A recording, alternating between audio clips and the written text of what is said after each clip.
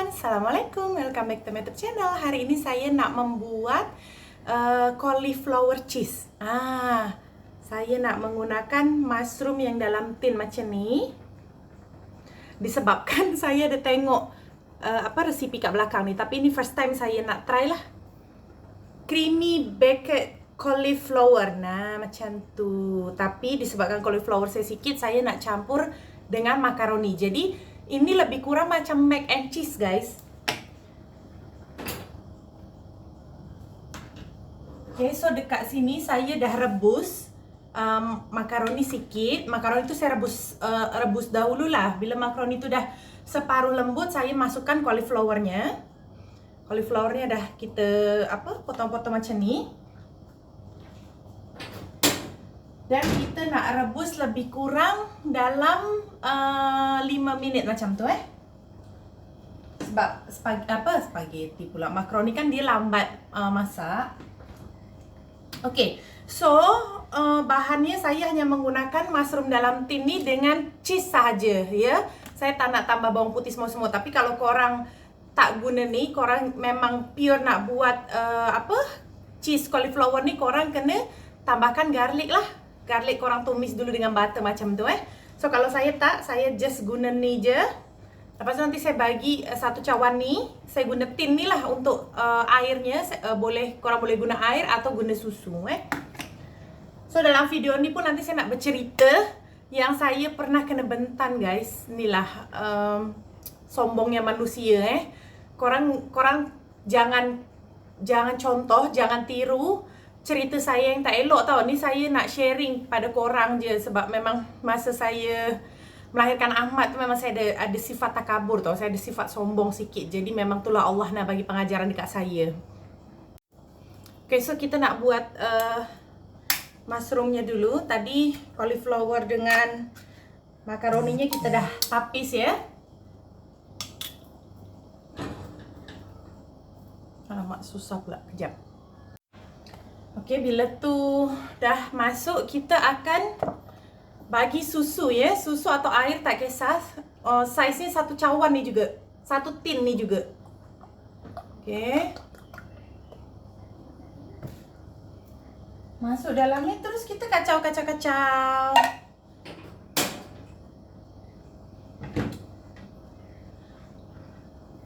Nanti dalam tu pun kita akan masukkan cheese. Oke guys, jadi ceritanya bukanlah saya takabur sombong macam mana. Tapi disebabkan masa saya lahirkan satu anak pertama saya dekat Indonesia tau. Jadi dekat Indonesia ni masalah pantang, dia ada pantang tau, tapi tak adalah macam orang katanya macam sedetail dekat sini. Jadi kalau Indonesia ada pantang, hanya beberapa makanan je yang tak boleh. Lepas tu kita minum jamu lah. Tapi masa dulu ialah ada arwah mama saya yang buatkan jamu. Bila saya tak nak minum, dia akan duduk depan mata saya bagi saya memang minum jamu tu. Jadi jamu tu memang buat sendirilah. So bila dah dekat sini, lepas tu kan saya jarak jauh kan daripada Kansa dengan Ahmad, beza 8 tahun. Jadi bila dah bersalin dekat sini, adalah aunty saya datang. Aunty saya seorang je yang datang. Arwah mama saya kan dah meninggal. Masa saya pregnant Ahmad 8 bulan, arwah mama saya meninggal. So, mertua perempuan saya pun dah tak ada, dah meninggal juga. Jadi, bila dah sampai sini, saya hanya mendengar tau. Saya hanya mendengar, oh ni tak boleh ni, ini tak boleh tu. Lepas tu kat rumah harus pakai stokin. Dekat Indonesia tak ada pun yang suruh kita pakai stokin. Ataupun mungkin kalau ada di Indonesia bahagian tertentu Tapi di tempat saya memang tak adalah sampai detail sangat macam tu tau. Okay, so jadi bila dah melahirkan tu, Ahmad kan terus kena kuning, guys. Kena kuning, jadi saya every morning memang akan kena pergi klinik kecil tu lah. So bila dah macam tu, dekat rumah ni memang saya tak guna stokin. Lepas Ahmad operation kan, kalau Caca normal. Lepas saya sampai rumah tu, lepas bersalin 2 hari, saya terus masak. Saya terus masuk dapur. Saya ingat lagi menu pertama yang saya masak brokoli daging, brokoli daging lembu tu, masak sos tiram, lepas tu dah makan sama-sama dengan suami saya, dengan apa namanya, dengan anti saya lah. Terus makan, lepas tu mandikan budak seorang-seorang, kaki tak guna stocking. Terus tiap pagi sebelum saya singgah ke klinik, saya akan singgah dekat kedai kecil tu, dia jual sata dengan pulut panggang. Itulah yang jadi breakfast saya sebelum saya pergi klinik. Korang boleh terbayang tak macam mana? Aduh. Lepas saya pregnant, setelah saya bersalin, melahirkan 1 bulan, saya dah angkat galen. Saya masukkan daripada luar ke dalam.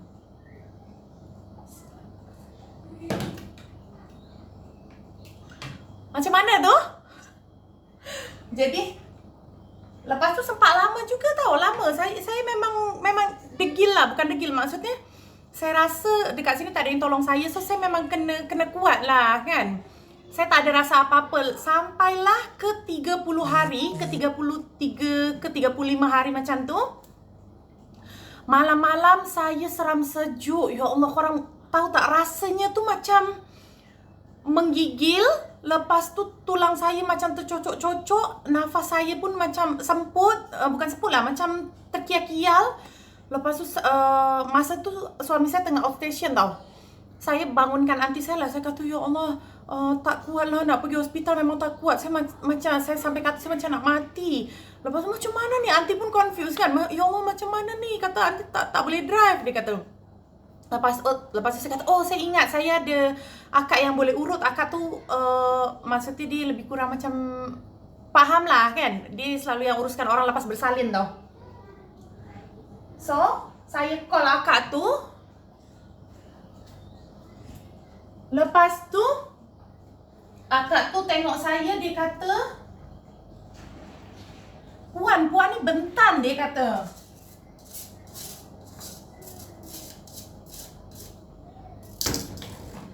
Puan ni bentan. Puan buat apa je, dia kata. Puan buat apa je Puan, dia kata. Ya Allah. Terus saya kata, buat semuanya Kak. Makan pulut, makan semua-semualah. Memang tak pantang langsung.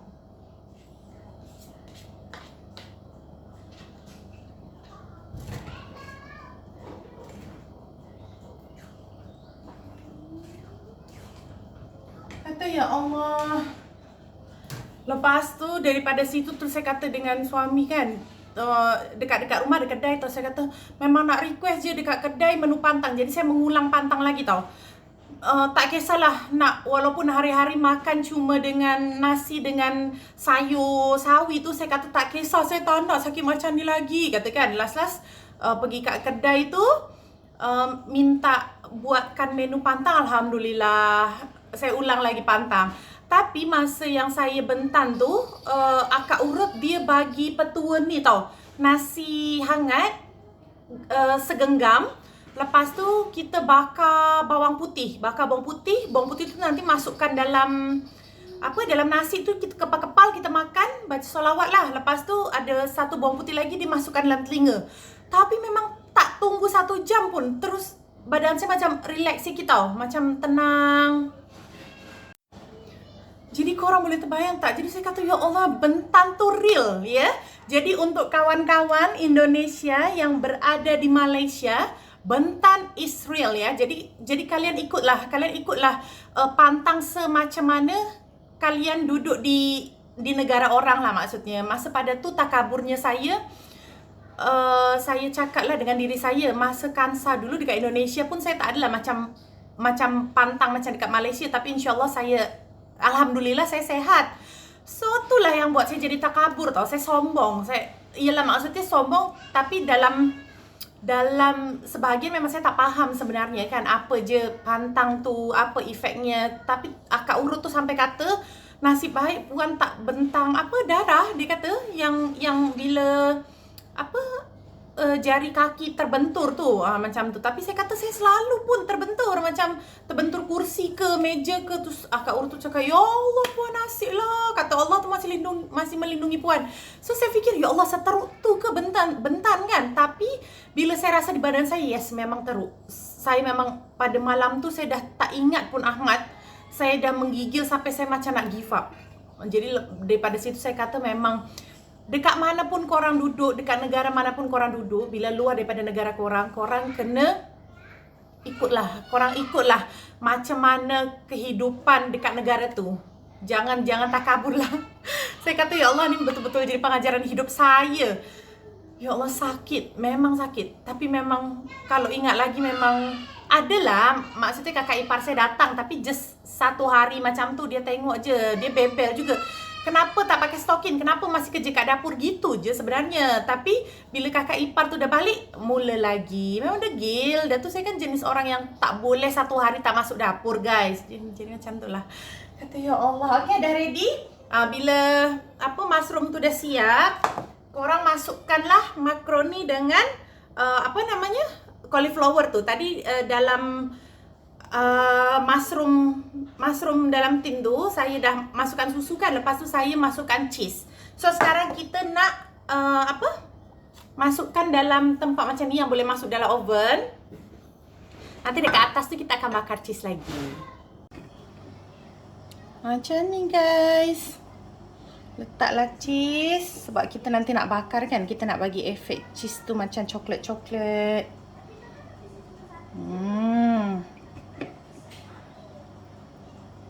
Ni memang macam mac and cheese. Kalau anak-anak korang suka makan mac and cheese, macaroni cheese tu, memang korang kena try buat ni.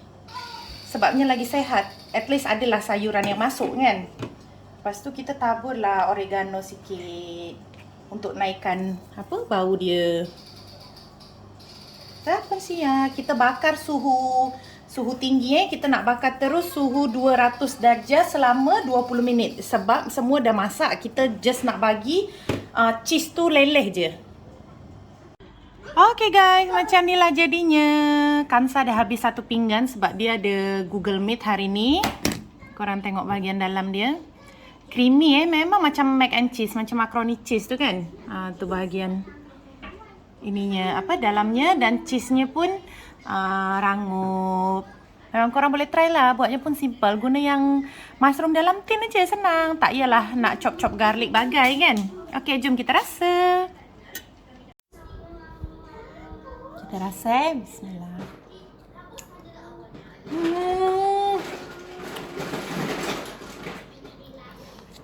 Creamy. Sebiji macam mac and cheese. Dan memang tak silap tau saya campur makaroni sikit tadi. Jadi dah lembut-lembut, kenyal sikit daripada makaroni, memang sedap.